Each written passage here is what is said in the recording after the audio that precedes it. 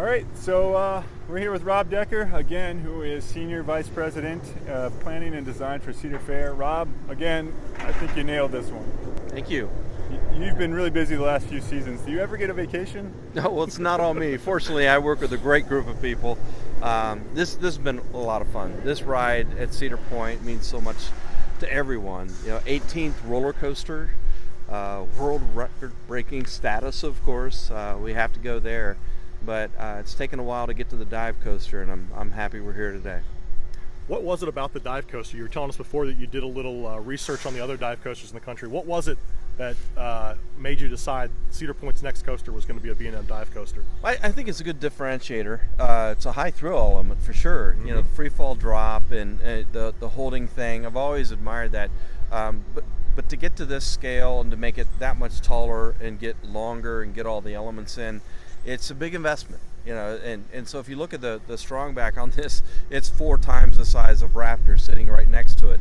And so there's a lot of steel, there's a lot that needs to go into it, and you have to get it, we thought, to have more elements. Mm-hmm. We had to get, more drop. And if you made it 20 feet shorter, where would that 20 feet come from? That free fall. Yeah. So we were pleased this was the right moment. We seized the moment, we went after it, and B&M's been just a terrific partner to make this thing come to life. You have talked a lot about placemaking in a lot of your recent designs and attractions, and Valravn it certainly fits with the landscaping, the pavers, the benches. So my question is, when you design a new attraction like Valravn, how do you split your time between the design of the coaster itself and then all the elements around the roller coaster? Interesting question. I don't know. I think we just integrate all of that into the thinking. Early on, I knew that this would be the site. This is like 5th and Main for us, and with Raptor next to it, and I think being kind of in the center of the park, we wanted to make sure that we were going to lead people into here, that the Marina Gate would still be active to come underneath the ride, and then when we would turn, we would get both a Sandusky Bay view and then a lake view, which is really neat. That lake view it's is kind of the amazing. calm before the storm, because it actually calmed me down the first time I rode it, looking at all the roller coasters across the landscape. So it has this prominent position right in the center. After that, it's in Cedar Point fashion, we put the rider, would-be rider in the queue, just right in the middle of everything, but the non-rider gets that visceral effect as well. And it's circling around us right now, and you can just feel the physical energy of this thing circling around. Trees, landscaping, nice benches, places to sit, great viewpoints. These are all part of guest comforts and part of the day. So we call it now Parkitecture. We came up with another word. I like it. So I I think a theme park has to be a park first.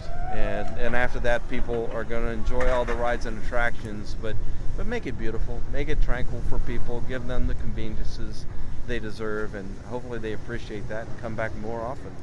So was it a difficult decision then to remove the Good Times Theater and the Turnpike cars to Tough. put this in? And had you been intending to put a coaster in this spot and you were just waiting for the right one, or? Yeah, I think for some time we typically do. I do like a park map graph planning that says where the highest utilization of all of our facilities are on the site, whether it's food and beverage or whether it's rides, and people vote with their feet, they vote with their wallet. We know what's generating, what's working generally, and having that sort of geographical sense about the park, this was an area that had size to it, enough scale, and then I think, again, just trying to space the rides out so we can disperse the crowd throughout the day and all of those things that you think about.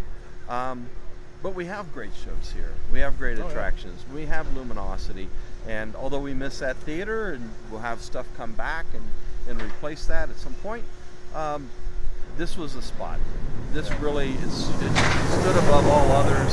And I'm glad we were able to trigger it and move some rides in advance of it, and then go ahead with this ride. It's no secret that Cedar Point is on a peninsula and doesn't have a lot of extra land to work with these days. Does being landlocked, do you think it forces you to be more creative with expansion, or does it force you to make tougher decisions to remove old rides? You nailed it. I think it's the former. I always think creativity comes out of constraint. And so we really have to press ourselves to figure out what's next and know, it's going to be, you know, a better experience for our guests in the end. And there are a lot of rides that people miss, and so we have the opportunity to come back and maybe revisit those in the future and bring back some of the stuff. Knott's Berry Farm, for instance, where we saw you last.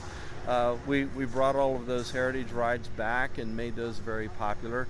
So we're always thinking about that. Are you foreshadowing here at Cedar Point? Oh. Well, you've done quite a bit of that with Carowinds this year, right? Where Carowinds, yes. Monty Jasper went overseas and found some old flat rides you guys fixed up, and now we're putting there in Canada's Wonderland. Is that right? Is that the other park they're going to? We're going to see more of that. We're looking at all those aspects because they're classic rides that people grew up with or have come to like, and we don't want to lose sight of that. So it's always a balance between the high thrills, the family attractions, and we need to make you know, the place just has to be fun in the end, and that's what we're really after. So we take as much pride in those rides and those attractions. If you can gather 4 or 5 of those, then you get the opportunity to create a whole new area or revitalize an area, and you know, bring back memories for people. Absolutely. So when you sit down and plan out the new ride, how many revisions do you typically go through before you end up with the final product? Wow, good question. And I think it all depends. On this one, it didn't take much. It was a couple of sketches on paper, and station here, I need the orientation. I like to get the drop there. It'd be nice if we had the Immelman stick all the way out onto the midway, and just studying the last 10 dive coasters that B&M has done.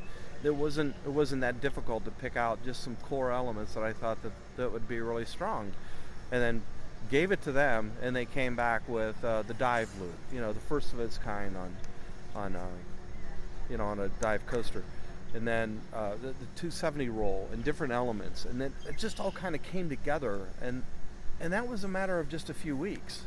And after 2 months, we're under contract, and then we're going. That's quick. And then it's rolling. That's and faster then it's, than my house. Well, yeah.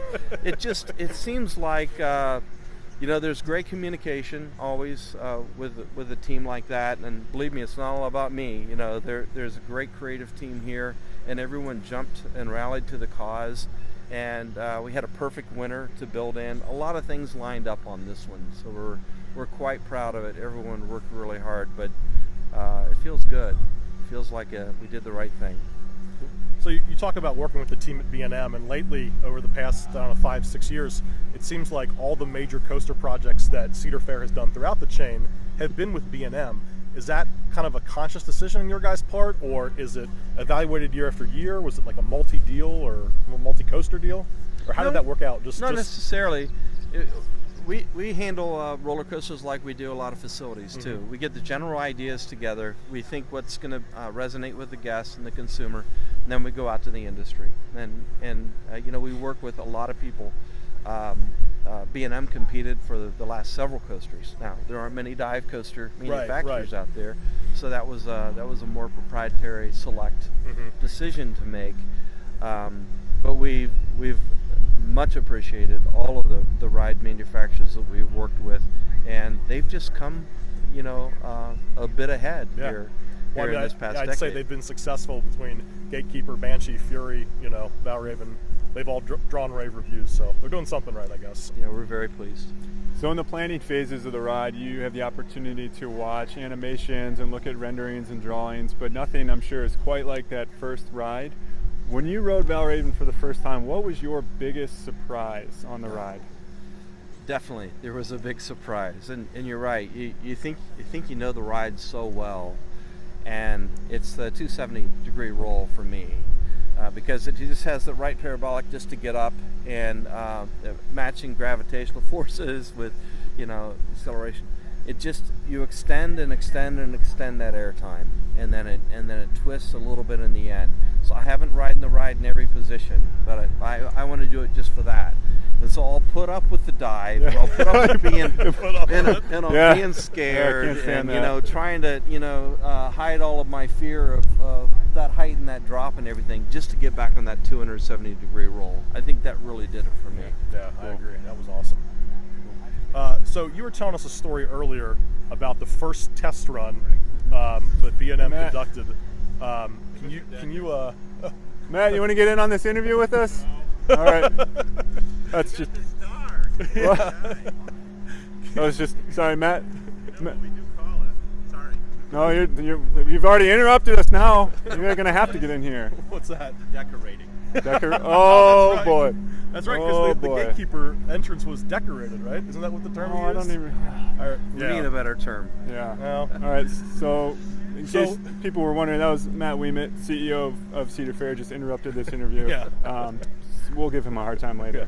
So, sorry. So that first test run that B&M did, you were telling us that story earlier. Can you share that again? Well, what typically happens is we need to send it around, and we do a pull-through test. We make sure that all the clearances and everything, all proc switches, everything's in the right place. And then that first run, it's pretty exciting. Everyone's great anticipation. They want to see it go well.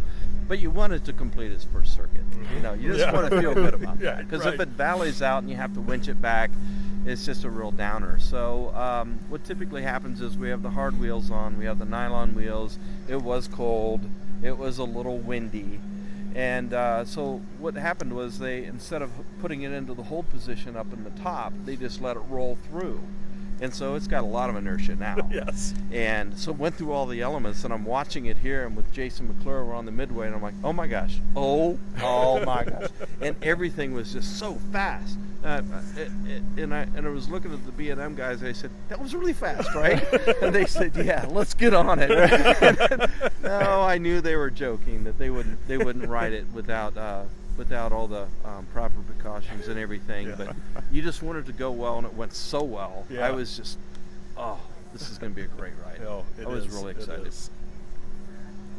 All right.